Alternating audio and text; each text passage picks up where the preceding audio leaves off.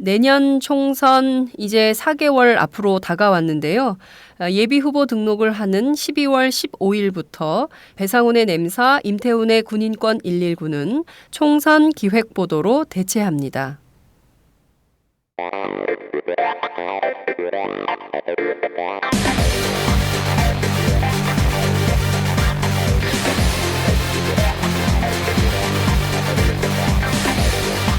정보가 있는 시사 토크쇼 장윤선의 팟짱.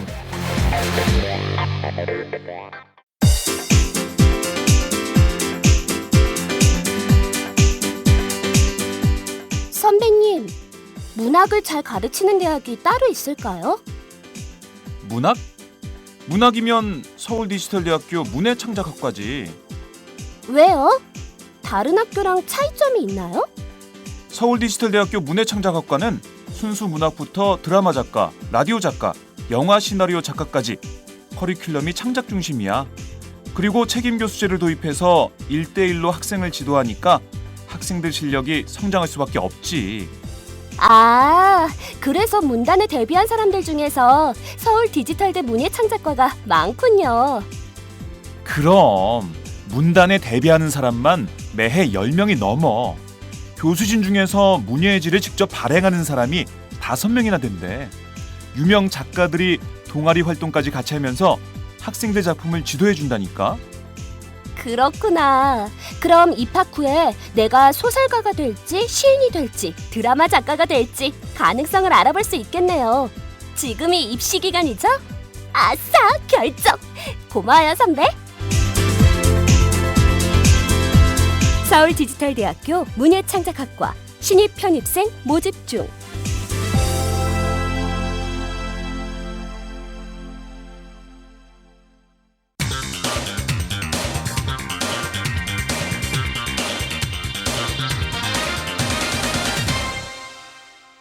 전혀 다른 뉴스. 전혀 다른 뉴스 시작하겠습니다. 세월호 참사가 발생한 지 오늘로 609일째가 되는 날입니다. 어제부터 서울 YWCA 사무실에서는 세월호 특별조사위원회의 청문회가 시작됐는데요. 내일까지 사흘간 청문회는 진행될 예정입니다. 첫날이었던 어제 청문회 현장에서 대다수 증인들이 모르겠다, 기억이 안 난다 이렇게 일관을 해서 세월호 유가족들의 탄식이 이어졌는데요. 오늘은 이 현장을 직접 취재하고 있는 박정호 오마이뉴스 기자를 연결해서 자세한 소식 들어보도록 하겠습니다. 박 기자 나와 계신가요? 네, 안녕하세요. 박정호 기자입니다. 네, 지금 조금 시끄러운데 어디 현장에 나가 있는 겁니까? 네, 제가 지금 명동성당 앞에 나와 있는데요. 네. 그 청문회를 보다가 잠시 나왔습니다. 지금 아까까지만 해도 한 오전 10시 정도까지만 해도 명동성당 앞에서 고위업체 전후회 회원 50여 명이 집회를 열었습니다. 군복을 입고 온 회원들은 세월호 특조위 해체와 청문회 반대를 외쳤는데요. 네. 이 마이크 소리가 청문회장 그 안에서도 들리더라고요. 너무 커서. 예. 네, 뭐 청문회장으로 난입하지 않았지만 시끄러운 그 마이크 소리로 청문회를 방해하고 있었던 셈입니다. 만약을 대비해서 경찰 병력이 청문회장 앞에 배치되어 있기도 했는데 지금은 지금 10시 한 20분 정도 됐는데요. 네. 지금은 고위업체 전후의 회원들이 기자회견장을 정리를 하고 스피커나 뭐 이런 피켓 같은 것들 네. 다 정리를 하고 그 타고 다니던 그 차량 아시죠? 네네네. 고위업체 환자 우송 차량, 네. 그 승합차. 네. 그 차를 타고 현장에서 철수하고 있습니다. 그렇군요. 이 승합차 한 10여 대, 20여 대 가까이 된 승합차가 줄줄이 명동성당 앞 길을 지나가고 있는데요. 경찰한테 들어보니까 네. 특히 명동성당 쪽에서 항의를 했다고 합니다. 이 소리가 너무 시끄러워가지고 성당에서 일을 할 수가 없다. 예, 미사에 방해가 됐군요. 그렇습니다. 이게 한 100m 정도 떨어져 있는 YWCA 그 건물 안에서도 들릴 정도인데 명동 성당에서 얼마나 크게 들렸겠습니까? 네, 참 명동을 오가는 외국인들도 많이 있는데 그 외국인들이 군복 입은 그 고위업체 전후의 회원들을 보고 어떤 생각을 했을지 참 답답한 생각마저 드는데요. 그리고 오늘 오후 3시에는 네. 어버이연합 회원들의 집회도 좀 예정이 돼 있습니다. 아, 예, 진짜로 오늘 제가 한번 지켜보도록 하겠습니다. 네, 말씀하신 대로 지금 세월호 특조위의 조사, 청문회가 진행 중에 있습니다. 도대체 왜, 어떻게 해서 그 배 안에 있던 아이들이 그렇게 죽어갈 수밖에 없었는가, 그 진실의 문을 두드리는 첫 번째 청문회가 열리고 있는데 그 현장을 방해하는 고엽제 전우회, 어버이연합 이런 분들은 대체 어떤 생각이신지 정말 답답한 마음마저 듭니다. 말씀하신 대로 어제 청문회 1일차 첫날이었습니다. 저도 지켜보면서 굉장히 답답했습니다. 주로 나왔던 쟁점 내용들을 좀 짚어보도록 하죠. 네, 어제 청문회는 세월호 침몰 당시 초기 구조 군안에 대한 집중 질의가 있었는데요. 당시 경찰청 해양경찰 지휘라인에 있던 김석균 해양경찰청장, 김수현 서해지방해경청장, 김문홍 목포해경 서장 등을 비롯해 현장에 출동했던 김경일 123동 정장과 승조원들, 그리고 해경 상황실 근무자들이 나와서 답변을 했습니다. 지금 제가 말씀드린 직책은 당시 직책입니다. 네. 그런데 어제 내용을 들여다보면 장 기자가 말씀한 대로 정말 답답한 청문회였습니다.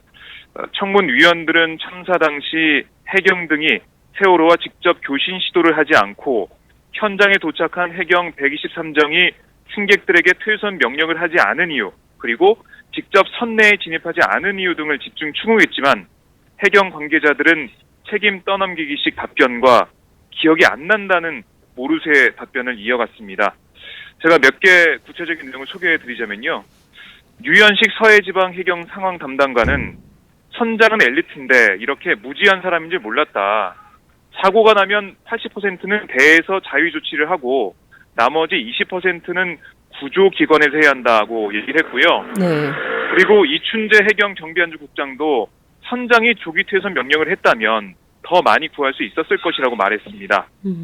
조형곤 목포해양경찰서 상황 담당관은 상황실에서 해경 123정에 대한 구체적인 지시를 하지 못한 이유를 묻는 질문에 상황 전파를 위한 보고서 작성이 중요해서 다른 일을 하느라 바빠서 구체적인 지시를 못했다는 말을 했습니다. 그리고 김문홍 목포해경 서장은 사고 내용을 접수한 직후 상황실에서 조처 내용을 지시했지만 구체적으로 어떻게 이행했는지 확인하지 않았다고 말했습니다. 지시했지만 사후 확인 안 했다는 건데요. 네. 답답하고요. 그리고 또한 해경 지휘라인은 세월호와의 교신 여부 체크를 소홀히 하면서도 윗선 보고에만 신경을 쓴 정황도 드러났습니다. 123정이 사고 현장에 도착한 직후 첫 상황 보고로 이렇게 얘기했습니다. 도착했는데 사람이 하나도 안 보인다. 이렇게 얘기했는데 네. 본청, 그러니까 해경 본청 상황실의 첫 질문은 승객 구조 여부가 아니었습니다. 그게 아니라 명단 작성이 안 됐냐 이렇게 물어봤는데요. 네. 아니 지금 사람이 하나도 안 보이는 상황인데도 명단 작성이 안 됐냐 이렇게 물어보는 건 뭐 이해할 수가 없는 그런 얘기였고요. 그리고 한편으론 참고인으로 나온 그 당시 생존자 화물기사 최재영 씨의 말이 청문회장을 울리기도 했는데요. 해경이 탈출하라는 지시만 있었다면 다 탈출할 수 있는 상황이었다. 해경 매뉴얼이 어떻게 되는지 일반인들도 알고 싶다. 이렇게 얘기를 하면서 눈물을 흘렸습니다. 네. 이 가운데 많은 또 유가족분들도 눈물을 흘리면서 숙연해지는 분위기가 되기도 했고요. 최재영 씨는 말을 이을 수 없을 정도로 울면서 질의에 대한 답변을 이어나갔습니다. 네. 말씀하신 대로 정말 정말 무책임의 극치네요. 본인들이 한 일에 대해서 모르겠다, 기억이 안 난다. 과거 청문회장에 나온 재벌 대기업 총수들이 했던 그대로 그렇게 똑같이 하고 있는 것인데 과연 이런 태도에서 과연 우리 애들을 구할 수 있는 역할이나 제대로 할 수 있었을까, 이런 태도였다면 이런 답답증이 생깁니다. 그리고 모든 것을 선장의 책임으로 떠밀고 있는 상황인데요. 해경은 잘못이 없고 모든 것은 선장의 잘못이다, 이렇게 남탓을 하고 있는 것으로 보입니다. 네. 지금 보면 당시에 현장에 출동했던 123정, 이게 123개의 배가 출동한 게 아니라 1, 2, 3정, 1, 2, 3이라고 써 있는 배 한 척. 이 배 한 척이 그렇습니다. 간 것에 대해서도 집중적인 질의가 있었던 걸로 아는데요. 핵심 내용을 좀 추려주세요. 네, 퇴선 명령을 하지 않고 선내 진입을 시도하지 않아 피해를 키운 혐의로 징역 3년을 선고받고 복역 중인 김경일 123 정장이 나왔는데요. 네. 수의를 입은 채 교도원들과 함께 현장에 나왔습니다. 김 정장은 제대로 대응하지 못한 것에 대한 집중 추궁이 이어지자 당시엔 그렇게 하지 못했다, 아쉽다는 말만 반복했습니다. 그렇게 말로 이렇게 얘기를 했는데 네. 그 당시에 정말 이렇게 퇴선 방송을 하고 선내 진입했다면은 그 많은 아이들이 이렇게 목숨을 잃지 않았을 텐데 생각을 많은 분들이 했을 것 같고요. 네. 그 당시에 그 유가족들 분들도 김 정장의 발언이 이어질 때마다 한숨을 쉬는 모습을 볼 수가 있었습니다. 그런데 퇴선 방송을 했다는 거짓 기자회견, 그 당시에 네. 참사가 일어난 다음에 기자회견을 열어서 퇴선 방송 했다고 얘기를 했거든요. 그렇죠. 예. 그런데 누가 그렇게 지시했냐는 물음에 기억나지 않는다고 말했습니다. 참 어떻게 기억나지 않을 수가 있는지 되묻고 싶은데요. 전형적인 꼬리 자르기군요. 네. 승조원이었던 박상욱 경장은 이렇게 얘기했습니다. 학생들에게 배 밖으로 나오라고 했는데 학생들이 철이 없었는지 내려가지 않았다. 그러니까 밖으로 나오지 않았다. 라고 말했다가 유가족들의 거센 항의를 받고 바로 사과하기도 했습니다. 또한 해경 1, 2, 3정 승조원들은 자신들이 구조한 사람들이 선원인 줄 전혀 몰랐다고 주장하기도 했는데요. 이에 대해 일반 승객과 확연히 다른 복장을 하는 사람들은 어떻게 선원인 줄 몰랐냐는 지적이 질의를 통해서 계속 제기됐습니다. 하지만 끝까지 1, 2, 3정 승조원들은 선원인 줄 꿈에도 몰랐다고 얘기했습니다. 이분들이 국회법에 따라서 위증을 하면 처벌을 받게 될 텐데 그런 네. 걸 좀 알고 나와서 발언을 하시는 건지도 따져봐야 될 것 같은데요. 말씀하신 대로 승조원 박상옥 경장 애들이 철이 없어가지고 내려가지 않았다 이런 말을 아무렇지도 네. 않게 한다거나 또 본인들이 구조한 사람들이 선원들은 복장이 다른데 일반인들하고 말이죠. 그렇습니다. 그런데도 몰랐다. 이런 어처구니 없는 상식적으로 도무지 납득할 수 없는 답변을 하고 그리고 윗선은 감싸주고 말이죠. 본인이 네. 다 책임지고 가겠다는 이런 식의 태도로 나온다면 이게 진실규명이 제대로 될 수 있냐 이런 답답증이 막 생기는데 지금 보면 네. 전반적으로 해경은 잘못한 게 없다 이런 거 아닙니까? 그렇습니다. 이 말이 잘못한 게 전혀 없고요. 네. 기억이 안 나고요. 전부 선장 선장의 탓이고요. 잘못이고 예. 이렇다는 건데 자 그렇습니다. 지금 어제 현장에서 세월호 의원으로 알려진 김동수 씨가 자해하는 소동도 벌어졌어요. 오죽하면. 그렇습니다. 어제 오후 3시 50분쯤 벌어진 일인데요. 세월호 참사 당시 학생 20여 명을 구해서 파란 바지 아저씨, 세월호 의인으로 알려진 화물기사 김동수 씨가 책임 회피에 급급한 답변이 계속되자 갑자기 방청석에서 일어나 할 말 있다. 너무하는 거 아니냐. 거짓말쟁이들. 내가 너희들이랑 평생 같이 살아야겠냐. 억울하다. 이런 말을 외치면서 날카로운 물체로 자신의 배를 그었습니다. 김 씨는 특조위 직원들에 의해 곧바로 병원으로 옮겨져 치료를 받고 있고요. 김 씨 옆자리에 있던 부인도 그 과정에서 실신해 병원으로 이송됐습니다.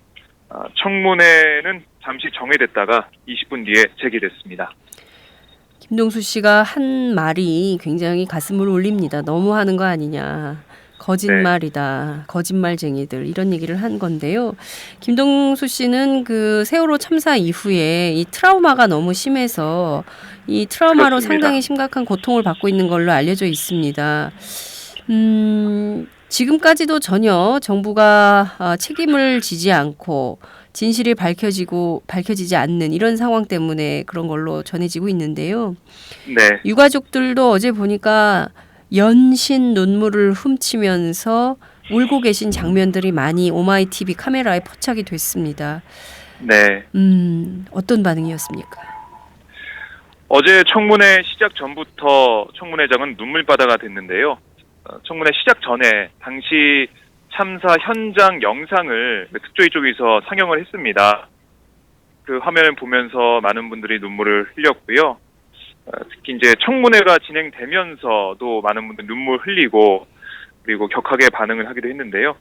한식과 한숨, 야유가 계속 흘러나왔고요. 그리고 위증하지 말라는 고함 소리도 간간히 들렸습니다. 청문회 질의가 마무리된 오후 9시 이후에 예은이 아빠, 유경근 4.16 가족협의회 집행위원장이 전체적인 상황에 대한 발언을 했는데요. 유 위원장은 오늘 나온 증인들은 다 참사의 책임을 세월호 선장과 선원에게 돌리기 급급했고 뻔한 거짓말을 했다. 이런 얘기를 했고 그리고 한 가지 얘기했던 게 자신은 이번 세월호 참사에 대해서 많은 의혹을 가지고 있는데 그 의혹에 대해서 청문회 전에는 80% 확신했다면 청문회 하루가 지나고 나니까 200% 확신할 수 있다. 이런 얘기도 했습니다.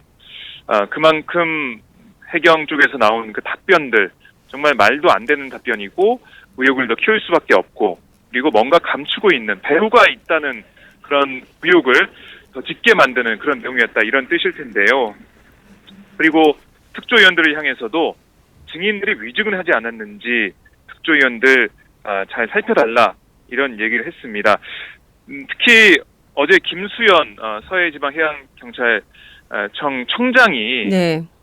질의 과정에서 갑자기 고혈압을 호소하면서 계속 증언을 못하겠다고 얘기하고 병원으로 가는 상황이 벌어지기도 했습니다. 고혈압으로 인해서 증언을 거부한 건데요. 다행히 오늘은 출석을 했지만 네. 뭐 이런 태도들, 그러니까 불성실한 답변 그리고 증언을 하다가 고혈압 때문에 못하겠다고 가는 모습, 이런 불성실한 모습이 유가족들에게는 너무 참 어떻게 이럴 수 있냐 이런 반응을 불러온 것 같고요. 그래서 유경근 집행위원장이 특수위원들을 향해서 좀 더 열심히 치밀하게 해달라 이런 부탁을 한 것 같습니다. 네.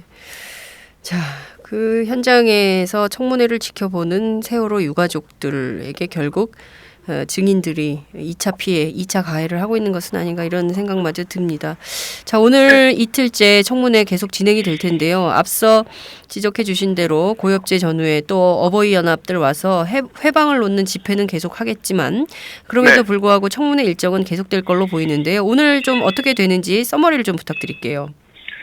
네, 오늘 오전 9시 30분부터 2일째 청문회가 시작이 됐습니다. 오늘 오전에는 어제 이어서 구조군안 관련 매뉴얼 등에 대해서 김석균 해경청장 등에 대해 질의를 하고요. 오후에는 재난안전대책본부 활동과 현장 지휘체계에 대해 질의합니다. 안전행정부, 전라남도 관계자들 이렇게 여러 증인들이 나와서 답변을 하게 되겠고요. 하지만 안타까운 게 오늘 증인으로 채택됐던 김윤상 언딘 사장과 신정택 한국해양구조협회 협회장은 불출석하겠다고 특조위 쪽에 통보해 왔습니다. 불출석 사유는 뭔가요? 김윤상 언딘 사장은 그러니까 회사에 관련된 회사에 안위가 걸려 있는 존립이 걸려 있는 중요한 일이 있다 이렇게 얘기해서 나오지 않았고요. 신정택 협회장은 개인적인 일, 협회 일 이런 것 때문에 나올 수가 없다고 얘기를 했습니다. 네. 사유도 갖가지군요. 이주영 전 해양수산부 장관 증인 출석해야 되는 당사자 중에 한 분인데 이분도 그렇습니다. 불출석을 선언한 상황이죠? 그렇습니다. 보좌관을 통해서 자신은 나올 수가 없다 이렇게 얘기를 했는데 정확한 사유는 알려지지 않고 있습니다. 참 이렇게 대형 사고에 대해서 정부 당국자들이 이렇게 무책임한 태도로 일관하는 모습, 우리 국민들은 과연 어떻게 지켜볼지. 또 이주영 전 해수부 장관의 경우에는 지금 새누리당 국회의원으로 활동하고 또 내년 총선도 해야 되고 이런 상황이기 때문에 국민들이 잘 보고 꼼꼼하게 대처하는 게 굉장히 중요할 것 같습니다. 앞서 말씀하신 대로 김윤상 언딘 사장의 경우에는 해경과 유착 의혹이 있지 않습니까? 그렇습니다. 이 문제도 이번 청문회에서 반드시 좀 짚어야 될 진실 가운데 하나일 텐데요. 갈 길이 멀다, 깜깜하다 이런 말씀 좀 드릴 수밖에 없습니다. 자, 어제에 이어서 오늘도 박정호 기자 현장에서 고생할 텐데요. 고생 많이 해주시고요. 내일 또 뵙도록 하겠습니다. 고맙습니다. 네, 고맙습니다. 지금까지 오마이뉴스 박정호 기자와 함께했습니다.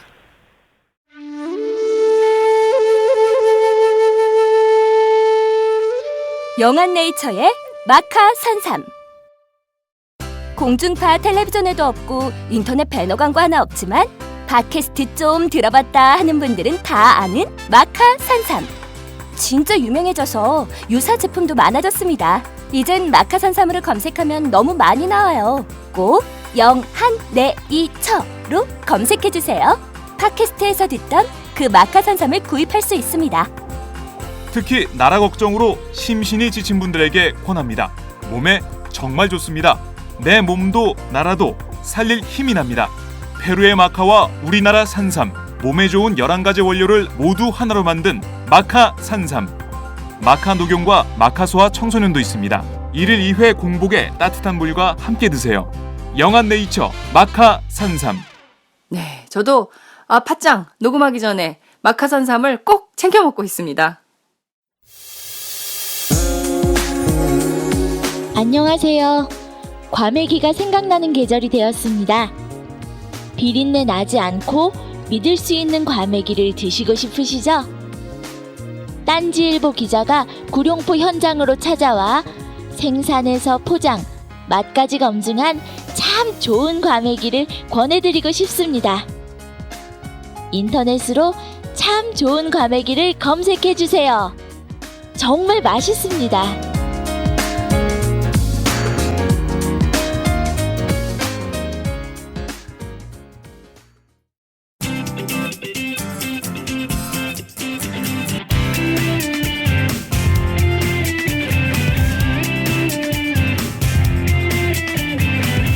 군인권에 대해 무엇이든 물어보세요. 임태훈의 군인권 119.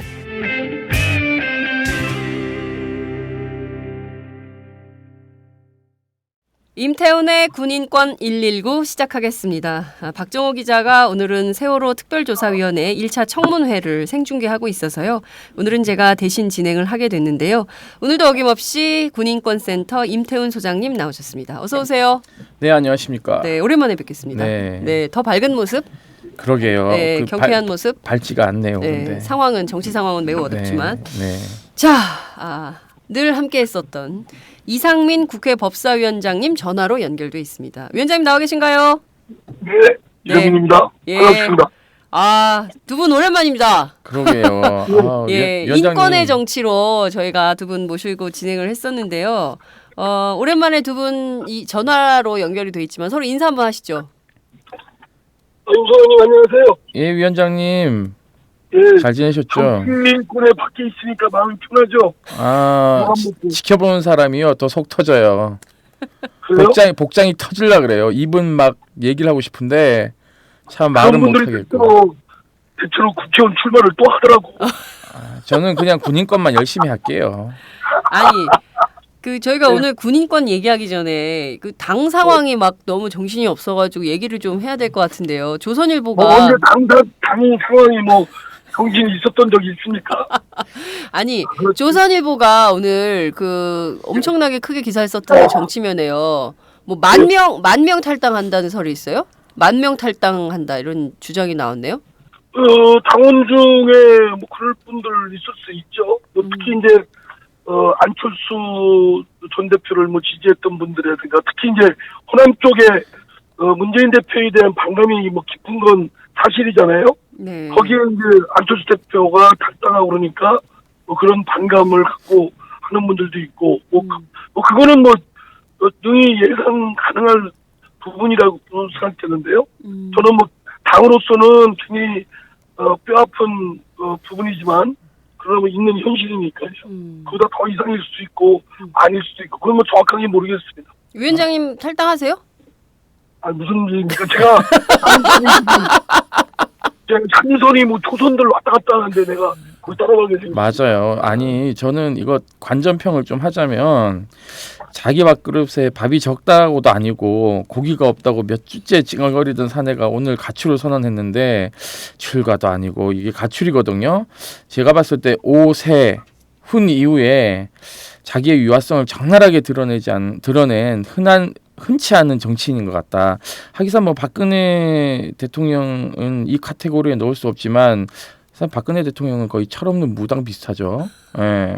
뭐 혼이 빠졌다 뭐 이런 얘기 네. 하잖아요. 그래서 아니, 이거 저기, 보면서 네, 발언을 삼가해 주세요. 왜요? 좀 심의에 안 걸릴까? 뭐 아무튼 약간 좀 그래요. 이게 정치 보면서 제가 아까 위원장님한테 복장 터진다는 얘기가 이 얘기입니다. 사실상. 그 저기 위원장님은 탈당 안 하시지만 당내 지금 안철수 전 대표 탈당 이후에 막 상당히 심각한 내용을 앓고 있는데 그 점 뭐 좀 아니, 간단하게 짚고 넘어가죠. 예. 저는요, 누가 뭐 탈당하니 안 하니는 중요한 문제가 아닌데, 그거는 그 정치인의 선택이 문제니까. 네. 중요한 건 지금이 당의 모습이 국민들로부터 박수받고 국민들이 의지할 수 있고, 지금 박근혜 대통령이나 새누리당의 국정 파탄에 대해서 어떻게 이를 바로잡고 다음 내년 총선이나 대선에서 정권을 잡아서 국민들 마음 편하게 생활 편하게 해드릴 수 있느냐, 그런 역량을 갖추느냐가 핵심이죠. 네. 그런데 탈당을 하든 안 하든 관계없이 우리 당의 지금 현재의 모습은 문재인 대표도 아주 맹렬히 반성을 해야 될 정도로 정치적 역량이나 리더십에 상당한 부족함을 드러냈고요. 네. 안철수 대표도 나름 고민했겠지만, 그러나 그럴수록 당에서 뜯어고치고 멱살 잡고 치고받고 싸우든 뭐 해야지. 뛰쳐나가면 그러면 그게 당장은 마음 편하고 뭐 보시는 놈들 안 보니까 난 좋다라고 생각하실지도 모르지만 그거는 어느 쪽이든 저는 무책임하다고 생각됩니다. 네. 지금 뭐 그리고 저 문재인 대표도 지금 뭐 부산 가서 저 모친 어르신 만날 지금 때입니까 지금?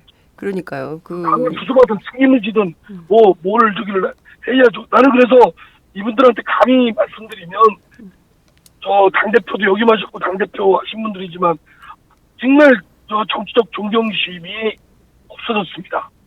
저도 이분들하고 무슨 정치를 같이 해야 되나 싶을 정도로 그렇고요. 뭐 저 문재인 대표 좋아하는 분들은 또 뭐 저한테 그냥 아우성 칠 때고, 안철수 대표 좋아하는 분들은 또 저한테 뭐 아우성 치겠지만, 네. 두 분의 리더십이나 또 저를 포함한 당내 중진 의원들, 뭐 당내 구성원 의원들의 일차적 책임은 매우 크다고 생각됩니다. 네. 말씀하신 박근혜 대통령한테 이거 막 매일 얻어 터지는 거, 그러니까요. 저는 싸다고 봐요. 우리가 얼마나 아니 셔츠만큼 그런 소리나 듣고 있습니다. 위원장님, 네. 저는요 그 안철수 의원 집에 이제 문재인 대표가 찾아갔잖아요. 근데 네. 이제 거의 문전박대 당했다 그러죠. 근데 저는 참 이거 보면서 사람이 찾아오면 아예 문을 열어주지 말던가 문 열고는 악수만 하고는 그렇게 돌려보내는 게 저는 제 상식으로는 이해가 안 되거든요. 저는 어릴 때 어머니한테 이렇게 배웠어요. 사람이 집에 찾아오면 우체부 아저씨라도 요구르트 하나라도 건네거든요. 물이라도 대접해야죠. 근데 그냥 문전박대를 하고, 그러니까 저는 이게 사람에 대한 도리가 없는 이런 정치판에서 과연 언제 인간을 위한 정치를 하는 이런 장이 열릴까? 이게 좀 안타까워요. 사실 그 장면을 보면서 누가 뭐 어쨌냐 이런 걸 떠나가지고 그 자체가 좀 안쓰럽더라고요. 그러니까요. 지금 보면 뭐 말씀하신 대로 문재인 대표 부산에 칩거 중이신 거죠. 이틀간 내일 출근을 하신다는 거고, 안철수 대표도 공교롭게 두 분 다 지금 부산에 가 계세요. 안철수 대표 오늘 뭐 6개 일정이 있는데 그 중에 4개가 언론 인터뷰예요. 지역 기자들 만나고, 네. 또 지역 인터넷 기자들 지역 정치부 기자들 만나고, 지역 그 인터넷 지역구 기자 놓은 만나고, 거 아니에요? 뭐 방송국 인터뷰하고 뭐 이런 거예요. 아니 제가 그거에 대해서 한 말씀 드리면, 네. 문재인 안철수 문재인 이 양반들은 뭐 부산밖에 안 보입니까? 충청도 대전, 충남 서산, 강원도, 원주, 강릉, 속초. 서울의 구로동, 네. 서초동, 네. 뭐 안 보입니까 이거? 경상도는 왜 빼요? 경북 영주. 경상도, 경상북도, 대구. 아니 그러니까 그게 제가 볼 때는 좀 안 된 얘기입니다. 제가 지금 가능하면 저는 두 분의 정치적 방식이나 행태에 대해서는 하고 싶은 말 많았지만, 가급적이면 저까지 소란을 끼칠까 싶어서 상가왔는데, 네. 두 분의 최근의 행태 보면 너무나 시기 어리고 좀 유치해요. 유치해. 그리고 싸워도 찌질하게 싸우는 거예요. 싸워도 좀 깔끔하게 피를 흘리면서 그냥 격투기 화끈하게 좀 하지. 너무 폭력적이야. 찌질하다 이런 말씀까지 해주셨어요. 그리고 윤科長님, 네. 제가 밤 한 12시에 술 한잔 하러 가도 대접을 하겠습니까? 아, 오시면 언제라도 환영이죠. 왜 목소리한테 작아지세요? 언제라도 저는 환영입니다. 한 번이라도 초대한 적 있습니까 지금? 장윤선 기자님도. 아, 위원장님, 제가 얼마 전에 군사법 관련해 전화 드렸더니 전화 위원장님 씹었잖아. 아, 진짜 정말 바로 공격 들어오네요. 콜백도 없어. 지금 뭐 상황이 너무 엄혹해서 저희가 이 얘기를 좀 짚어봤는데요. 말씀하신 대로 지금 보면 문재인 안철수 문재인 두 대표 간의 갈등이 결국 지지자 간의 갈등으로 비화돼서 지금 저희 댓글창에 들어가면 뭐 상호 간의 비방, 욕설 뭐 난리예요. 그래서 저는 사실 상호에 그 중간에 끼셨죠? 누구야? 이상민 위원장이? 아니요. 우리 장윤선 기자님이. 그 지금 저희가 뭐 양쪽에서 다 욕을 먹고 있는데 좀 지지자들 간에도 조금 정돈해서 이 상황을 좀 보고 이후에 한국 정치에 어떤 것이 도움이 될 것인지 좀 진중하게 접근을 하면 좋겠다 이런 말씀을 좀 드리고 싶습니다. 그렇습니다.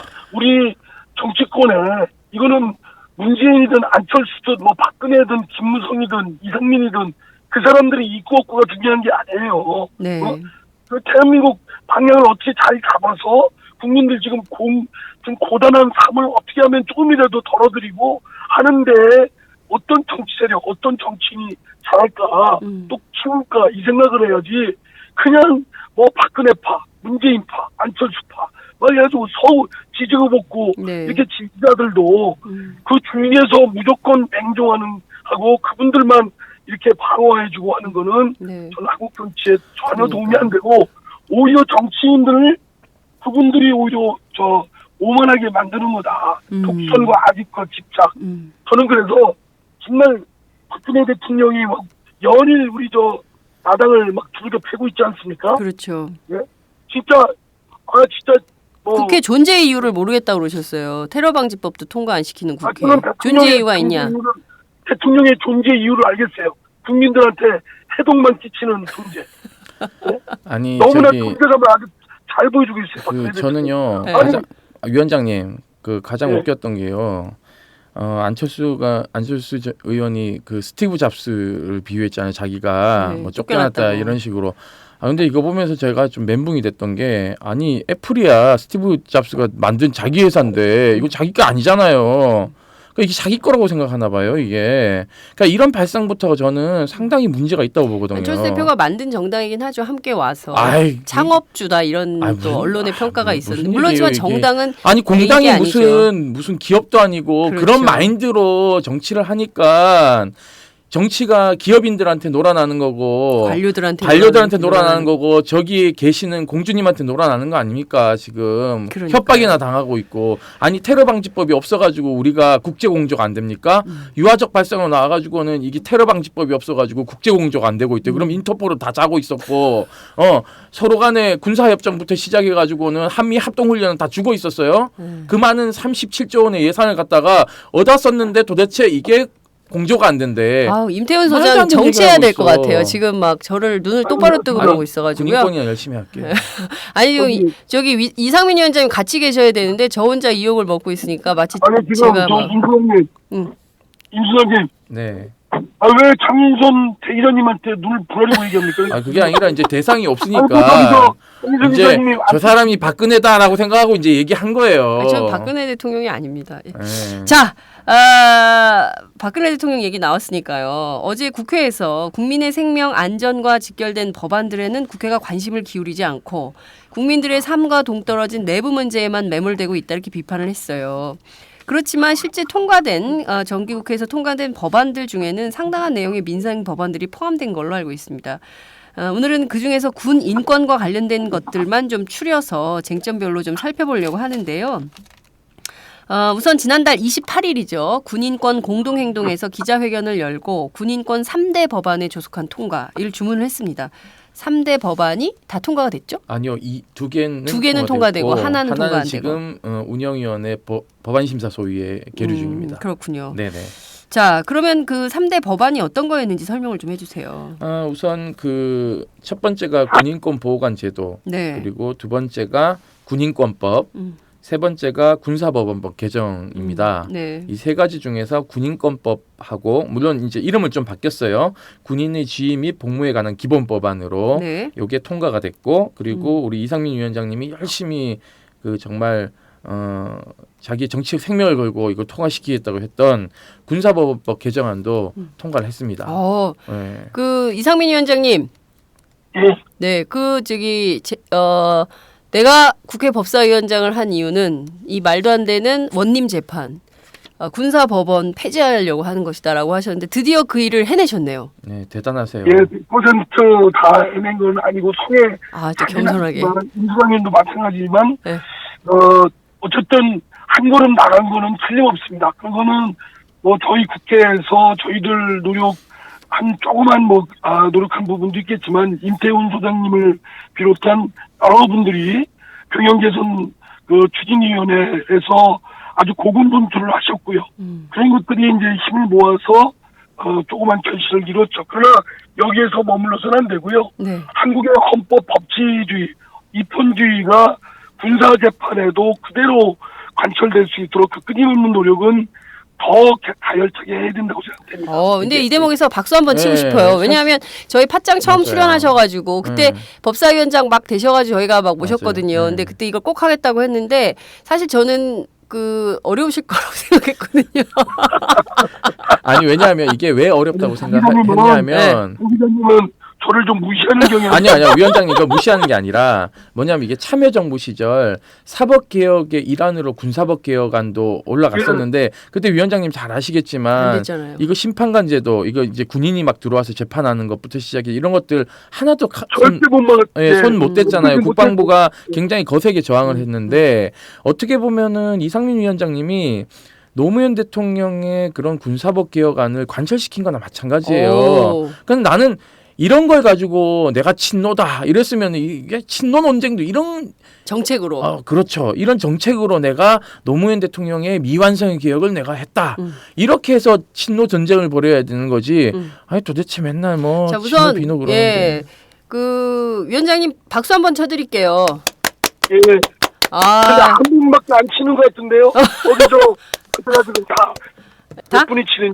다시요? 3명 다시 동시에. 작가님도 다 들어와요. 예.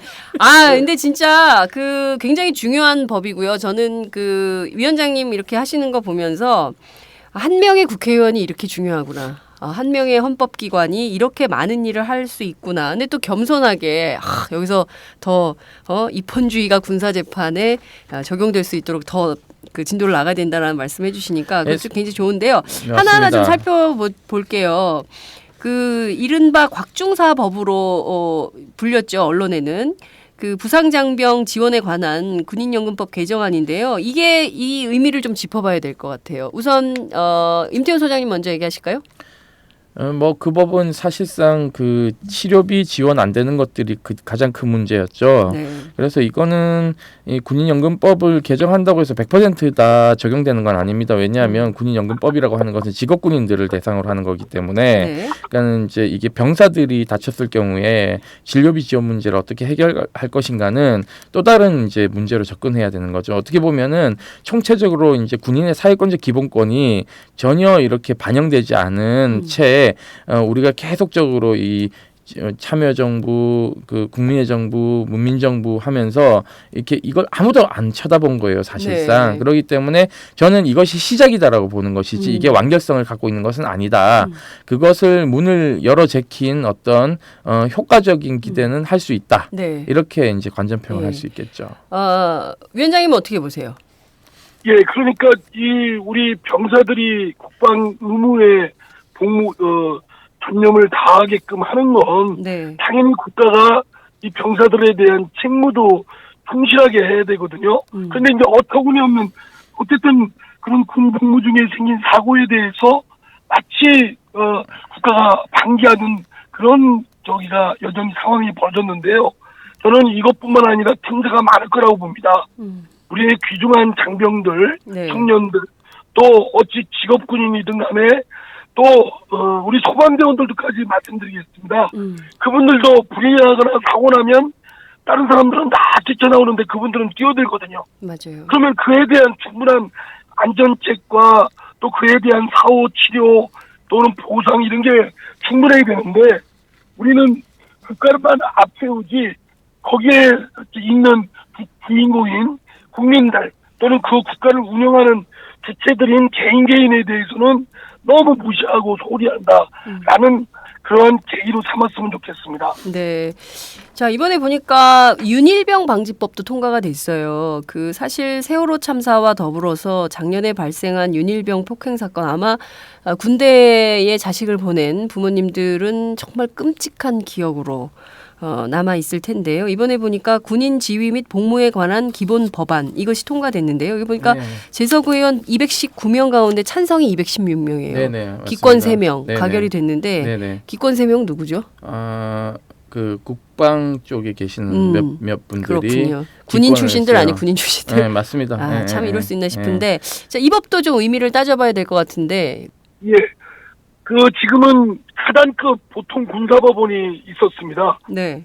하단급에서 하다 보니까 사령관의 그런 영향력을 받아서 사건이 축소, 은폐되거나 왜곡되는 경우가 많았거든요. 네. 그러다 보니까 폭력이나 이런 것들이 근절되지 않고 있었던 거를 조금 더 이제 거리를 두고 영향력을 조금 더 감소시키기 위해서 사단장급에서 군단급으로 해군은 함대급에서 어디죠?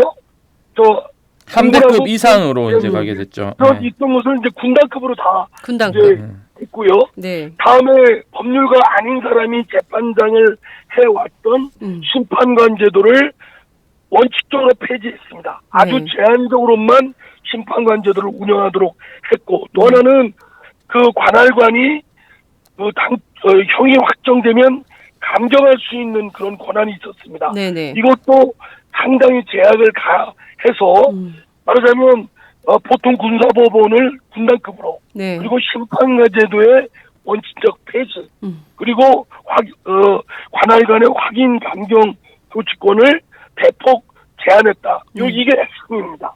그렇군요. 그러므로써 이제 사령관의 직접적인 영향력을 받아서 수사나 또는 재판 과정에 사건의 왜곡, 축소, 은폐가 이루어지지 않도록 좀 그런 것들을 진일보한 대책을 마련한 것이죠. 네. 말씀하신 대로 이번에 굉장히 많이 바뀌었더라고요. 군판사 임기도 3년으로 그렇죠, 명시를 그렇죠. 했고 시행일을 5년 뒤부터 하기로 했고 양형 기준의 경우에도 대법 양형위원회 기준을 준용토록 하기로 했고 예, 군 검찰관도 군 검사 이렇게 명칭을 바꿨고 군 검찰단장도 영관급 또는 장관급으로 수정하는 뭐 굉장히 많은 네, 내용이 맞습니다. 이제 통과가 됐습니다. 예. 굉장히 의미가 큰 법안인데요. 어찌됐든 그 원님 재판이라고 늘 비판하셨잖아요. 네네. 군사 재판은 원님 재판이다. 원님 말씀하신 대로 다 그대로 되는 건데 이게 상당히 해소될 여지가 생기는 겁니까, 위원장님? 저는 상당히 진보를 했다고 생각되고요. 네. 물론 이제 제도를 아무리 물론 100% 마음에 들진 않지만 어느 정도 진보했다 하더라도 또 실제 운영이 그 뜻에 맞게끔 운영이 돼야 됩니다. 그러니까 계속 감시와 모니터링을 우리 시민사회 또 군 가족들은 해야 될 것이고요. 그리고 이제 좀 더 제도적 개선을 하도록 더욱더 가열찬 노력을 지속적으로 해야 되겠죠. 아주 끈질기게. 네, 끈질기게 가열찬 노력을 해야 된다. 그러니까 군사법원이 80개가 넘어요. 굉장히 많죠, 사실상. 네, 예. 그러니까 이제 군단급으로 가게 되면 육군은 한 10몇 개로 줄어들 겁니다. 그렇게 되면 이제 군단급에 두는데 네. 이 군단장들이 사실상 굉장히 힘이 없었거든요. 그러니까는 별은 하나 더 많음에도 불구하고 네. 사실상 이제 힘이 생긴 거죠. 그렇죠. 그래서 군대도 이게 권력 관계에 대한 재편이 좀 일어날 것으로 보고 있고요. 네. 이게 줄어들었으니까 감시하는 우리 입장에서는 굉장히 잘 감시할 수 있는 그렇군요. 거죠. 그래서 법사위에서 이 군사법원 모니터링하는 프로젝트 좀 내세요, 위원장님. 네. 자, 그건 나중에 전화로 말씀하시고요. 어찌됐든 지금 그 19대 국회 끝났잖아요. 사실상 정기국회 끝나고 지금 임시국회 다시 진행되고 있는데 이 정도면 내가 법사위원장으로서 할 일 다 했다. 이렇게 좀 평가하세요? 아닙니다. 아까도 말씀드렸지만 네. 한 30%, 40% 정도 했다 정도고요. 이제 해야 제도를 더욱더 정비하고 개선돼 나가야 되는 노력은 물론 지금 있는 제도라도 입헌주의, 네. 인권보장, 법치주의에 철저하게끔 운영되도록 그 감시하고 보완을 계속하고 또 그렇게 해야 되겠죠. 네. 그리고 저기 아까 임수원님 말씀하셨듯이 그런 거를 모니터링할 수 있고 감시할 수 있는 그런 것들은 제도적 방비를 마련하겠습니다. 국회 차원에서. 네. 지금 그 시간이 없어서 위원장님 시간을 좀 콤팩트하게 배치를 하려고 하는데요. 다음 일정 때문에 얼른 또 전화를 끊으셔야 돼가지고 끝으로 이거 한 가지만 여쭤볼게요. 군인권 보호관 제도. 요게 네. 이번에 새로 신설이 됐습니다. 이것은 사실 팟짱 인권의 정치에서 임태훈 그렇죠, 소장이 그렇죠. 줄기차게 이것 해야 된다 독일식으로 네, 네, 네. 해야 된다. 그리고 수사권도 주고 막 그 다 해야 된다라고 했는데 실제로 이게 좀 어떤 의미가 있는지 위원장님 먼저 말씀을 해주시죠. 어쨌든 군 내부의 그런 행태나 여러 가지 상황을 인권 개선을 할 수 있는 디딤돌이 생긴 거 아니겠습니까? 네. 이것도 이제 실제는 제도가 마련된 것은 물론이고 이게 잘 그 취지에 맞게끔 운영되도록 활성화시키고 적극적이고 이렇게 되도록 모든 사람의 지혜, 힘이 모아져야 되겠죠. 근데 이제 이런 담당관을 맡는 분들도 네. 아주 그냥 끈질기고 악수산 같은 의지를 가지셔야 됩니다. 네네. 근데 그로 자리에 앉고 나서 그냥 거기에 희낙낙하는 분들 계시거든요. 대충. 그래서 저는 임 소장 같은 분이 그런 데 가야 됩니다. 임태훈 소장 제가- 같은 분이 군인권 보호관을 해야 된다. 예, 제가 발령 내시는 겁니까 지금? 예? 지금 발령을 내시는 것 같아요. 제가 대통령이면 시키겠는데 저 그거 뭐- 국회에서 임명해요. 네. 국회에서 임명합니까? 네. 이상민 그럼 위원장이 제가- 임명하시는 겁니까? 그럼 제가 힘 좀 쓸게요. 그러면. 거기는 좀 훌륭하시고 아, 나이가 그게- 더 많은 변호사님이나 경륜이 있는 분들이 자, 가셔야 돼요. 지금 뭐 서로 아니, 너무 잠깐만요. 칭찬하고 난리 났는데요. 네, 아니, 됐고요. 잠깐만요, 소장님. 예, 예. 예. 하고 싶다는 겁니까? 안 하고 싶다는 겁니까? 뭐 하고 싶은데 말은 못하겠다 저는 이런 거 아직 같네요. 젊어서요. 군인권 열심히 예. 할게요. 한 가지 말씀만 제가 드릴게요. 임태훈 소장 얼굴이 빨개졌어요. 하고 싶으면 하고 싶다고 그래요, 솔직하게. 그러니까요. 솔직해야 아니요, 돼. 아니요. 사람이 좀 솔직해져야 이게 돼. 차관급이라서요. 다 아는데 예. 다 들려와요. 저 시켜주세요. 그리고 이 방송 끝나고 저한테 혹시 가능하면 좀 힘 좀 쓸 수 없습니까? 이런 전화 오는 거 아실 거 아닙니까? 제가요 아, 그런 걸 정말. 해본 적이 없어요. 자, 지금 그 위원장님께 허락된 시간 딱 2분 정도 남았습니다. 저 당내 예. 현안부터 또 군 인권 관련된 법안들 좀 짚어봤는데요. 위원장님 끝으로 한 말씀 부탁드릴게요. 예, 저 자신도 우리 당의 이런 모습, 행태에 대해서 책임이 크고 동감합니다. 그리고 어쨌든 나가신 안철수 대표든 뭐 남아있는 문 대표든 또 나머지 국회의원들이 정말 국민들의 따가운 그 꾸지람, 욕설을 정말 면전에서 듣고 있다는 거를 다시 한번 깨닫고 이 아주 난폭 운전 일삼는 박근혜 대통령과 새누리당 정부에 대해서 후한무치한 정당의 이런 정치 세력에 대해서 국민의 뜻에 받들어서 견제하고 내년 총선 대선에 표달라고 국민들한테 호소하기 위해서는 지금 다시 우리 초심으로 돌아가고 좀 더 그 오만함에서 벗어나야 된다 이런 말씀드리고요. 저도 그런 노력하겠습니다. 네. 죄송합니다. 네. 위원장님 알겠습니다. 하나만 저 부탁드릴 게 있는데요. 군인권 예. 보호관하고 군인권 보호위원을 같이 임명하게 돼 있어요. 한 분은 상임이고 예. 한 명은 비상임인데 상임을 국회에서 선출하게 돼 있고 지금 비상임을 대통령이 임명하도록 법안이 지금 제출돼 있어요. 이거 만약에 예. 법사위에 올라오시면 대통령 몫으로 돼 있는 거 국회로 옮기셔야 됩니다. 왜냐하면 국군 최고 통수권자를 통해서 국방부를 감시하는 사람을 안 친다? 저는 좀 말이 앞뒤가 안 맞다고 생각하고 있어요. 이건 국방부에 입김이 작용할 수 있기 때문에 이거는 국회에서 선출하도록 반드시 그 법사위에서 다시 한번 칼질을 해주셔야 됩니다. 그러네요. 지금 의회가 견제해야죠. 행정부를요. 그럼요. 그런 그 역할을 위해서라면 임태훈 소장의 제안이 맞을 것 같은데요. 그나저나 연말인데 위원장님 저희 풍무양꼬치에서 그 회식을 한번 해야죠. 예, 진짜 그거 하기로 했는데 그러니까 날짜를 계속 못 잡고 있어요. 너무 그러니까요. 바쁘셔가지고요. 예. 제가 어쨌든 연말 가기 전에 날짜를 미리 5일 전에 드려서 네. 팟짱 우리 대스타 장유성 기자님 정말 올 한해 노고 많으셨고요. 네. 가장 혁혁한 거는 이상민을 발탁해서 방송에 그런시켰다. 그런 역사 홍사에 길이 남고 그럼에도 불구하고 자른 건 민심을 반하는 겁니다. 지금 많은 분들이 제가 만나는 많은 분들이 왜 답장에 출연 안 하느냐 이 목소리가 오tom습니다. 예? 귀기울이 됩니다. 위원장님, 저도 오늘부로 잘려요. 예? 저도 오늘부로 잘려요. 이게 막방이에요. 임태훈 잘고 이상민을 복귀시켜라. 아 정말 합당 우리 가족 여러분들 올 한해 노고 많으셨고요. 그렇고 아주 구질구질 찌질한 모습들 많이 보셔서 죄송스럽습니다만 새해에 굉장히 편안하시고 우리가 또 우리 야당이 다 힘을 모아서 아주 좋은 모습 보여드리도록 노력하겠습니다. 네 다음 주하고 다다음 주 또 모시려고 했는데 너무 인사를 일찍 하셔가지고 아니 그러면 다시 하실래요? 예. 편집해 주세요. 예. 합당에 계속 할 수 있는 데까지 출연하겠습니다. 네. 저는 언제든지 가능합니다. 네, 알겠습니다. 위원장님 너무 감사드리고요. 얼른 또 이동하시기 바랍니다. 고맙습니다. 위원장님 고맙습니다. 네, 고맙습니다. 네.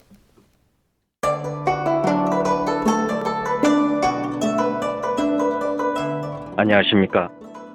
저는 정도전을 15년 전에 최초로 소설로 썼던 작가 임종일입니다.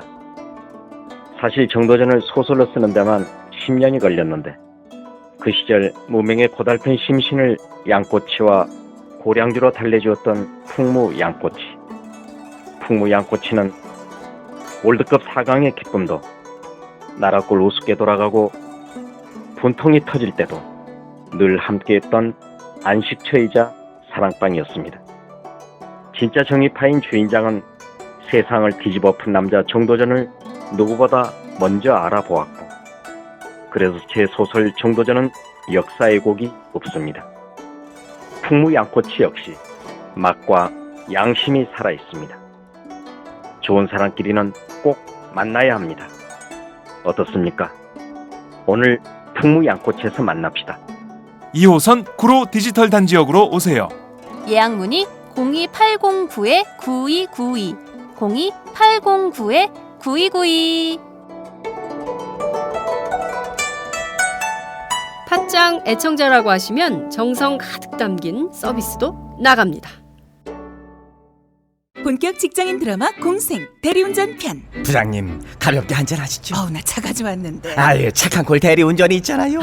부를 때마다 500원이 기부되는 착한 콜. 딴지가 기부 내역을 검증한 착한 콜 1800-9998 대리운전도 믿고 맡기세요. 꽃배달은 1800-9222 퀵서비스는 1800-9668로 착한 콜 하실 수 있습니다. 꽃배달은 1800-9222 퀵서비스는 1800-9668입니다. 아, 이상민 위원장 전화 인터뷰. 귀가 따가웠어요. 어떠셨어요?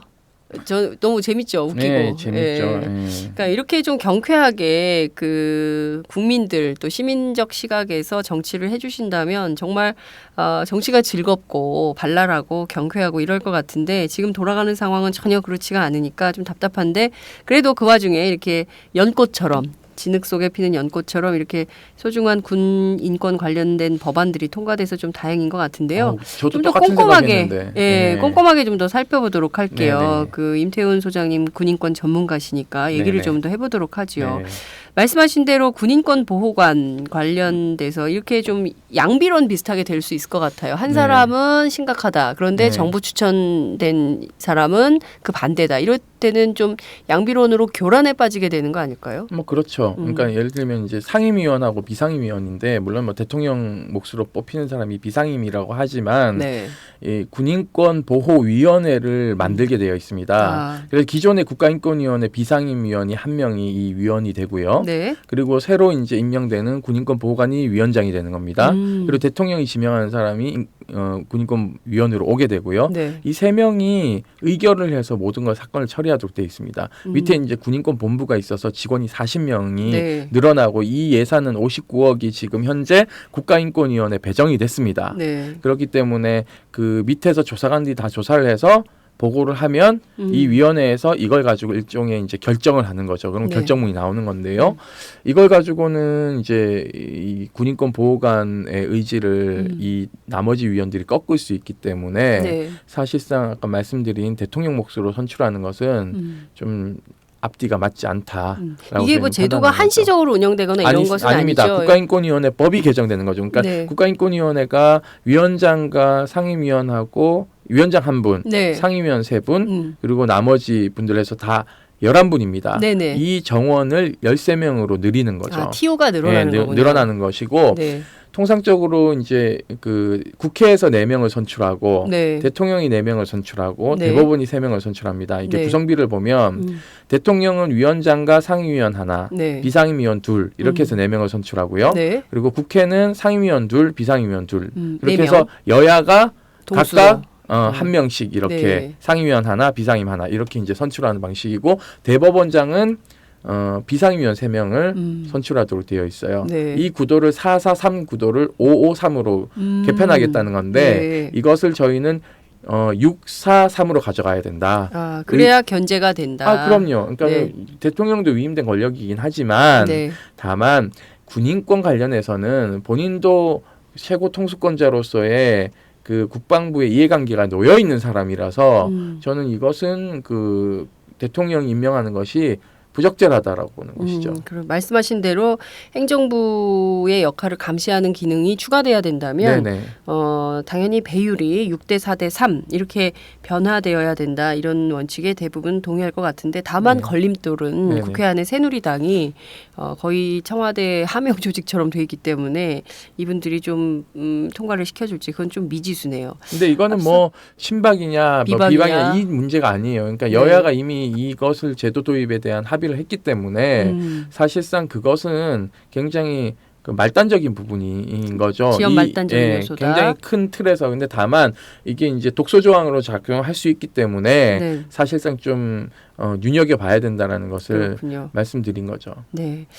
자, 말씀하신 대로 군사법원 관련해서는 네네. 상당히 큰 의미가 있는 걸로 보이는데요. 네네. 어찌됐든 지금 보면 막 그동안 군 지휘관 재량에 의해서 자의적으로 막 형량을 늘렸다 줄였다 뭐 네네네. 막 이렇게 하고 심지어 권한 없는 그 군단장 네네. 뭐 관할관이라고 하죠. 네네네. 뭐 확인 조치권 그래서 뭐 네네네. 감경권을 맘대로 막 네. 했던 이런 문제들에 대해서도 이 상당히 제한 요소가 생겼어요. 그렇죠? 네네 맞습니다. 그거 이제 말씀드리기 전에 앞서 이제 그 군인권 보호관 제도에서 핵심적인 거 2가지만 말씀드릴게요. 네. 그러니까 국가인권위원회도 있고 국민권익위원회도 있는데 왜 군인권 보호관이 필요하냐 많은 국민들이 약간 갸우뚱할 수는 있을 거예요. 근데 군대 갔다 오신 분들이면 좀 이해하실 부분인데 이게 부대 상시 그 불시 방문을 할 수 있는 권한이 네. 이 법에 신설되어 있어요. 불시 방문권. 예, 그 전에는 어떻게 했냐면 네. 통보를 해야 됩니다. 허락받고 가야 되는 거예요. 갈 테니까 문 좀 열어주세요라고 하면 해야 되는데 우리 안 열 거야 그러면 끝입니다. 그러니까 협조를 받지 않으면 안 되는 국민권익위원회도 마찬가지고 국가인권위원회 마찬가지고 이게 조사 권한이 없어요 사실. 네네네. 다만 구금 시설에 대한 조사만 할 수 있어요. 군 구금 시설에. 그러니까는 이거 불시부대 방문 조사권을 갖고 예. 있기 때문에 통보하지 않고 언제라도 갈 수 이게 있다는 완전히 겁니다. 독일식으로 된 거네요. 독일식으로 된 겁니다. 통보하지 않고도 그냥 확 간서 예. 상황이 어떤지를 불시에 조사할 예. 수 있는 거니까 근데 뭐 임병장 사건이 됐든 네네네. 또 윤일병 사건이 됐든 예. 상황이 발생하면 즉각적으로 출동해가지고 제보만 있으면 바로 그냥 가는 겁니다. 아 제보만 받고도 네. 즉각 출동이 가능. 확인을 해야 되니까 가야 되는 그러네요. 거죠. 아, 이거 예. 굉장히 중요한 자리네요. 사실 네네. 그동안 군대에서 벌어지는 그 윤일병 이후에도 네. 또 그 윤일병의 가해자가 또 군 구금 시설에서 벌였던 끔찍한 네네. 인권 침해 사건들이 다 나오지 않았습니까? 네네, 그렇습니다. 따라서 군대 보낸 부모들은 정말 밤잠을 못 자요. 혹시 얘가 어디 가서 얻어맞는 거 아닌가? 예, 예, 또 예. 선임병 잘못 만나서 어떻게 되는 거 아닌가? 과자라도 뭐 니네 선임병은 뭘 좋아하니? 그래서 그렇죠. 애를 싸서 보내기도 하고 예. 막 이런 식인 거예요. 잘 보이려고. 그러니까 군 암행어사 하나 생긴 겁니다. 그러네요. 사실상. 마패 딱 들고 갈 수 있는. 문 열어 이렇게 되는 거죠. 그러니까 국방부가 결사 반대하는 것이고요. 그리고 또 하나는 그래 이거를 이상민 위원장이 해냈으니까 대단한 거네요. 이제 그 법안은 여야 합의로 해서 네. 새누리당 황영철 의원이 대표 발의했어요. 여야 의원들이 다 거기에다 사인을 하셨거든요. 네. 그러니까 여야가 이 불시부대 방문권이랑 자료 제출 요구권을 네. 명시한 것에 대해서 합의했다는 게 저는 매우 중요하다. 중요한 의미가 예, 있다. 예, 예. 예. 그래서 이제 국방부가 거세게 지금 반발을 저항하고 못 하는 있는 건데 일단 이것을 두도록 한다라는 것을 국방위원회에서 통과시켰다는 것도 진일보한 거죠, 사실상. 그 정도로 군인권 문제가 심각하다는 얘기입니다. 네, 그러니까 군인 멀쩡한 출신- 애가 군대 예. 가서 맞아 죽다니 이게 그쵸. 웬 말입니까? 그런 일이 벌어졌기 때문에 이거는 국회의원들도 입이 10개라도 할 말이 없는 거예요. 이런 거 해야죠. 유권자 눈치 보기 시작하신 그렇죠. 거죠, 군 출신 맞습니다. 국회의원들도. 예. 자, 이게 불시방문권으로 조사를 하면 상당히 이분이 어떤 분이 되시느냐도 굉장히 중요하네요. 네, 그렇습니다. 이분이 뭐 나태하게 뭐 대충 한다거나 뭐 아이 그까짓 네. 거 뭐 하러 가냐 뭐 이런 식으로 관료주의로 나오기 시작하면 이거는 있으나마나한 그러니까 유명무실한 이제 자리가 앉아서 되는 의결만 거죠. 하면은 곤란하죠. 사건이 발생하면 즉시에 조사관들도 가야 되는 것도 있지만 본인도 좀 현장을 가야 되는 게 맞고요. 네. 그리고 조사를 꼼꼼히 했는지도 잘 짚어봐야 되는 겁니다. 그러니까 이것은 현장을 잘 아시는 그런 분이 되시는 게 저는 맞다. 그리고 이 조직을 40명을 또 통솔해야 되는 것이 있기 때문에 네. 물론 여기가 이제 뭐 사무총장의 직제 안에 있긴 하지만 네. 그래도 이제 상징성으로는 군인권 보호관이 통솔해야 되는 지점이 있어서 네. 그런 것들 잘 눈여겨볼 수 있어야 되고요. 그리고 또 여기 들어가는 40명의 직원도 사실상 좀 엄선해서 네. 발탁을 해야 되는 게 있죠. 예를 들면은 조사 경력이 없다든지 네. 이런 분들이 마구 여기 들어오면은 매우 곤란합니다. 그렇겠네요. 공무원 자리 40명 났다고 엄한 사람들 막 숟가락 꽂을 수 있거든요. 그러니까 이런 숟가락 잘못 꽂는 것들을 배제하면서 정말 왜냐하면 65만을 감시하는 40명의 정예부 부대네요. 요런 그 아주 그 자격이 맞는 사람들을 잘 배치해야지만이 위원회가 이제 군인권 보호관이 잘 돌아갈 수 있는 거죠. 초동에 잘 되는 것도 중요합니다. 네, 초동에 그렇습니다. 잘못되면 아유 저거 없는 거 아니에요. 유명무실 없애버려. 뭐 이럴 수도 있기 때문에 처음에 출발할 때 정말 일을 잘해야 된다. 이런 당부 말씀을 좀 드리고 싶고요. 네. 군사법원 관련해서도 저희가 쭉 이렇게 짚어봤는데 저희가 그 이상민 위원장 얘기는 들었는데 임태훈 소장님 진단을 못 들었어요. 이번 네네네. 그 군사법원법 개정에 대해서 좀 어떻게 보시는지 총론을 좀 부탁드릴게요. 네, 뭐 간단하게 말씀드리면요, 그 라이센스가 없는 그 사단장이 임명하는 영관급 장교가 들어왔습니다. 이게 네. 무슨 얘기냐면 자기 참모들 중에서 한 명을 재판장으로 내려보내는 꽂아. 거예요. 네. 예. 그러니까는 이 사람이 들어가가지고는 고을 원님 재판할 수 있다는 거죠. 네 죄를 네가 알렸다. 왜냐하면은 이제 행정부로서 독립된 게 사법부의 권력이고 그렇습니다. 사법부가 눈치 보지 않고 판결을 내려야 되는데 사단장이 임명한 사람이에요. 그러면 이 사단장한테 늘 보고할 거 아닙니까, 재판에 네. 대해서. 그리고 표결을 하면은 어차피 한 표를 행사하고 사단장이 이렇게 하라고 했다라고 하면 군판사들 입장에서도 좀 이걸 꺾기가 어렵거든요. 네. 그러니까 사단장의 권력이 이제는 미치지 않는 군단으로 이 재판이 권한이, 진행이 되고, 예.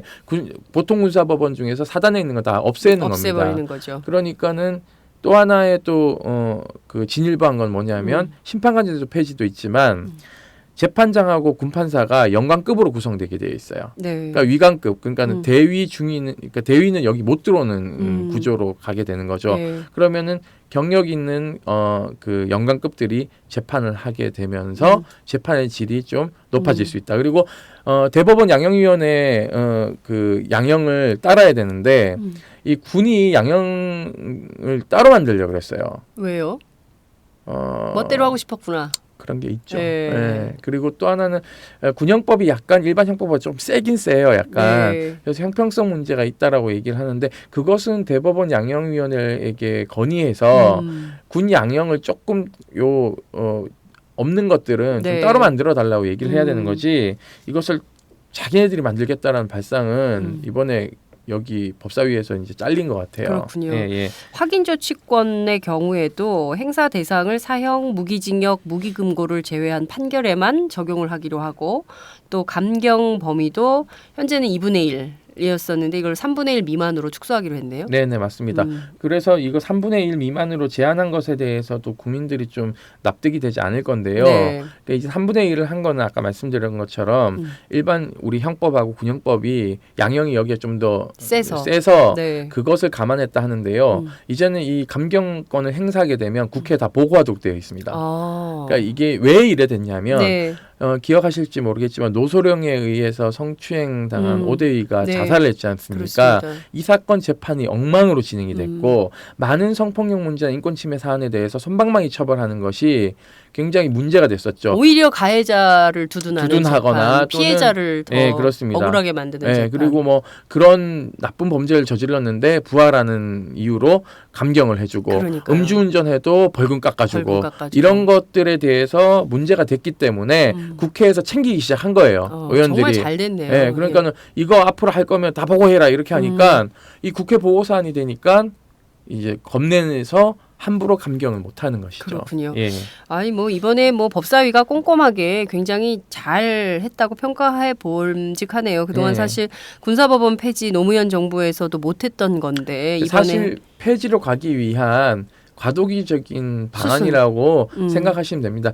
엄밀하게 얘기하면요. 폐지가 답입니다. 그러니까 전시회만 운영하면 돼요. 네. 네. 왜냐하면 전시회는 다 계엄령이 선포되고 네. 이게 일원화되기 때문에 병원도 마찬가지고 법원도 마찬가지고 이렇기 때문에 의회도 마찬가지죠. 네. 그렇기 때문에 전시회만 운영하고 평시에는 어떻게 하냐면 각 지방 법원들이 있지 않습니까? 네. 그 지방 법원에 군사 재판부를 두면 되는 거예요. 그렇게 하면 되는데 지금 이걸 이렇게 고집하는 이유는 아시다시피 네. 밖에서 재판 받는 거 군인들이 무서워하기 때문에. 그러니까 군인들을 보호하기 위한 나쁜 군인을 그렇죠. 보호하기 위한 잘못된 법원 이것은 반드시 폐지되는 게 맞다. 그러니까 보세요. 최근에 최윤희 합참의장 네. 그 방산 비리로 또 네. 기소됐잖아요. 그러니까요. 그러니까 이게 이것도 군사법원에서 군사법원에서 못 해요. 네. 제가 지난번에 말씀드렸는데 기억나실지 네. 모르겠지만 제가 별 하나면 재판을 받아야 돼요. 네. 그러면 재판장이 누가 들어와야 돼요? 투스타 이상. 그렇죠. 네. 최윤희 합참의장이 구속이 돼서 재판을 받으면 네. 재판 누가 해야 되는지 아세요? 할 사람이 없네. 대통령이 하셔야 돼요. 서열상. 서열상. 네, 그러니까 네. 합참의장이 가장 높기 때문에 네. 합참의장 이상이 해야 되거든요. 네. 국방부 장관은 군인이 아니에요. 네. 그러니까 국방부 장관 재판 못 들어와요. 네. 그러니까 최고 통수권자가 들어와야 되는 거죠. 네. 그러니까 웃긴 참. 일이 일어나는 거죠, 사실상. 박근혜 대통령이 최윤희 합참 재판해야 되는 네. 이런 어처구니 없는 그러니까 상황이 이게- 바로 군사법원. 그러니까 군사법원 깨야 된다는 이거는 거예요. 없애야 되는 게 맞다. 네. 이런 말씀을 좀 드리겠습니다. 아 그래도 좀 기분이 좋습니다. 어쨌든 그 팟짱에서 줄기차게 요구하고 주장하고 했던 이 군사법원 폐지가 조만간 실현된다고 하니까 굉장히 감회가 깊고요. 그리고 또 이제 그 과정에서 또 시민사회 차원에서는 우리 임태훈 소장 애써주셨고 또 국회 안에서는 개그를 좋아하시는 네, 이상민 위원장이 애쓰셔서 이렇게 환상의 콤비로 한 편의 드라마를 완성했다고 생각하니까 진행자인 저도 뿌듯하다 이런 생각이 좀 듭니다. 참여연대에서 그 의정감시센터에서 이렇게 쭉 모니터링을 하잖아요. 네, 네. 그러니까 거기서 이제 이거 관련해서 어떤 논의가 있었나 봤더니 국방부가 엄청나게 거세게 반대했대요. 저항을 했어요. 네. 그런데 여야 할 것 없이 이런 지하에 그냥 칼질을 해버린 겁니다. 네. 그러니까 그만큼 그 여당 의원, 검사 출신들이 봐도 이게 말이 안 되는 거거든요. 그러니까 이게 재판을 이런 엉터리로 했을 때 네. 그 권성동 의원 같은 경우에 되게 보수적이잖아요. 그럼요. 권성동 의원이 검사 출신이죠. 네, 그 여당 간사지 않습니까? 네. 그 당시 위원장석에 앉아서요. 그 오대위 사건 집행유예 낸 거 가지고 군사법원장은 마구 몰아쳤습니다. 이게 지금 뭐 한 거냐 당시. 말이 되는 판결이냐고 이게. 그러니까는 되게 보수적인 사람이 봐도 말이 안 되는 거죠 사실상. 그러니까요. 네. 하나하나 상식을 찾아가는 방송이 팟짱입니다. 그러니까 이게 비정상의 정상화인데 그러네요. 저분은 무슨 비정상이라고 얘기하는지 이게 알 수가 없어요. 참 외눈박이 정치도 아니고 그러니까요. 이거 장인 비하 발언 아닙니다. 그러니까는 이게 마음이 삐뚤어져서 그런 거예요. 그러니까요. 네. 참 이런 문제들에 대해서 저희가 꾸준히 쫓아가면서 비판할 거, 감시할 거, 그리고 견제할 거 다 균형을 맞춰서 보도하도록 하겠습니다. 임태훈 소장님 그동안 정말 고생 많으셨어요. 네네. 저희가 이제 내년 총선 4월 13일 총선을 앞두고 저희 방송도 이제 총선 모드로 전환을 하기 때문에 어떻게 바뀌는 겁니까? 이제 후보자 중심으로 저희가 현장을 많이 누비고요. 그래요? 예, 발바닥이 땀이 날 것 같아요. 네네. 중간에 그래도 군인권 보호관제도 통과되면 예, 네, 또 해야죠. 네, 예, 그 그게 지금 사안별로 모시고 근데 해야죠. 이게 국회 운영위에 있어가지고요. 운영이 쉽지 아시다시피 네. 원내 대표들하고 네. 원내 부대표들이 들어오잖아요. 네. 지금 야당이 저 모양이 돼가지고 그러니까요. 지금 약간 원내대표가 또 당무도 거부하고 뭐 이런 그러니까 상황이라서 당문 거부하셔도 이건 거부하시면 안 되는데 그러니까요. 국방부가 좋아하는데 그러면 네.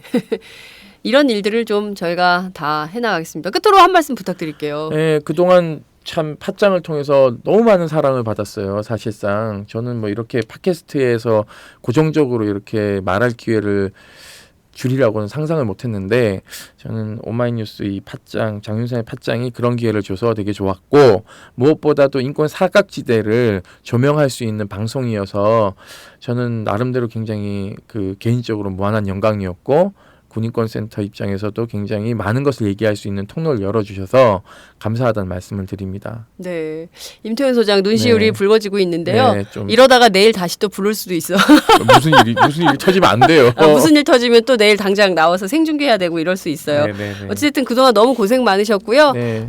총선 이후에 다시 만나요. 예, 저기 총선 체제로 들어가니까 제가 당부드리고 싶은 말씀, 선거 투표는 신을 뽑는 게 아니라 차선을 뽑고 차차선을 뽑고 안 되면 최악을 피하는 거기 때문에 꼭 투표해 주세요. 그래야지만이 그나마 괜찮은 국회의원이 국회로 들어갈 수 있습니다. 예. 알겠습니다. 당부드리고 싶습니다. 네. 그리고 또 저희가 총선 특별 방송 할 때요. 임태훈 소장님 모실 거예요. 그래서 그렇습니다. 예, 뭐 오늘이 마치 뭐 끝나는 걸로 이렇게 생각하시지 네, 마시고요. 네. 또 임태훈 소장님 그동안 성원하고 응원해 주신 특히 군인권센터 활동을 지지하고 지켜봐 주신 팟짱 애청자분들 저도 감사 인사를 드리고요. 우리는 ING야. 계속해야 되니까요. 그리고 우리 후원 회원 가입 후원 회원 가입 전화번호 빨리 얘기하세요. 아니 홈페이지 들어가시면 홈페이지 군인권센터 검색창에서 군인권센터를 찾으시기 바랍니다. 내년 1월에 변호사 채용을 하려고 해요. 네. 네, 저희가 사건이 너무 많아서 변호사 채용 좀 월급 좀 줘야 되는데. 그러니까 후원 회원 가입을 하셔야 돼. 그래서 네. 군인들이 현장에서 인권 침해를 당하면 바로바로 투입할 수 있는 왜냐하면 이 변호사가 있어야 로스쿨 연수생도 받고 이래요. 그래요. 그렇기 때문에 저희가 이게 군인권 보호관에게만 맡겨둘 일이 아니라 그렇죠. 군인권 보호관도 잘하나 못하나 봐야 감시해야죠. 되는 거죠. 네, 바로 그렇기 때문에 우리가 1월에 군인권을 전담할 수 있는 상금 변호사를 저희가 이제 채용하려고 합니다. 채용 공고 나갈 텐데 네. 여러분들이 후원금이 많아야지 이분을 좀 채용할 수 있어요. 비싼 금액은 아니니까 네. 개미들이 많이 네. 내시면 네. 여러분의 자녀들이 법률 혜택을 받을 수 있습니다. 네, 좋은 서비스인 것 같습니다. 네. 군인권센터에도 많은 관심 기울여 주시기 바랍니다. 고맙습니다. 네, 감사합니다. 안녕하세요. 장윤서의 팟짱 귀에 팍팍 꽂히죠? 저는 오늘도 오마이뉴스 최종병기라고 바닥바닥 우기고 있는 김병기 기자입니다. 공짜 자전거 신문 조중동 기자들이 자기 신문 돈 내고 보나요? 안 봐요, 아빠. 네. 저는 팟짱에 매월 자발적 정치료 3만원씩 내는 10만인 클럽 회원입니다. 애청자 여러분 덕분에 올해 1000명 늘어서 무려 9,400. 내친 김에 연말까지 1만 명 만인보 캠페인에 도전합니다. 무슨 캠페인이요? 만인보! 한 명의 마음걸음보다 만 명의 당당한 한 걸음. 올해가 가기 전에 오마이뉴스 10,000번째 주인공이 되어주세요. 홈페이지에서 가입하시거나 02-733-5505 내선번호 274번으로 전화주세요. 요즘 엄청 갑갑하죠? 갑갑해. 우리 역사책도 지키고 팟짱도 확실하게 지키겠습니다. 10만인 클럽 아싸!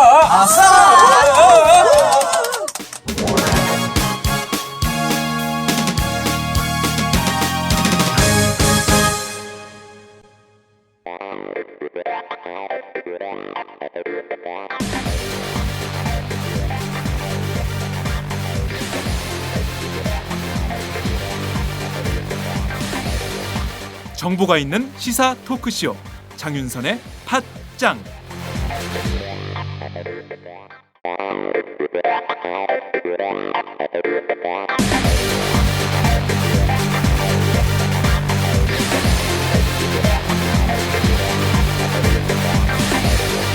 정보가 있는 시사 토크쇼 장윤선의 팟짱.